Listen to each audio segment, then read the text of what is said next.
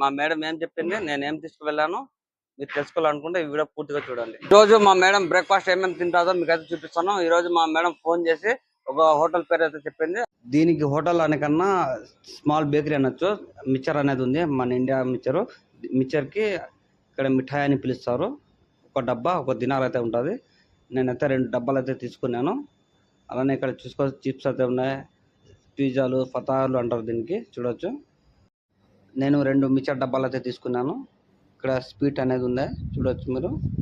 అలానే ఇక్కడ ఫతాలు అన్నట్టు ఉండే, దాంట్లో చికెన్ ఉంటుంది, మటన్ ఉంటుంది, అవన్నీ అయితే అమ్ముతున్నారు. అలానే 2 కేకులు అనేది తీసుకున్నాను.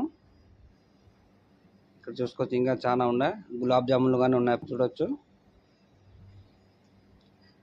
ఇవన్నీ సమూన్లు, కర్వా సాస్ అంటారు దీనికి.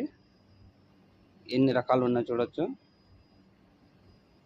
ఈరోజు అయితే మా మేడం తినేది 2 మిక్చర్ డబ్బాలు అయితే తీసుకున్నాను, 2 కేకులు, అలానే ఇక్కడ పిజ్జాలు అన్నట్టు ఉంటాయి స్మాల్ 6 పీసులు అయితే తీసుకున్నాను.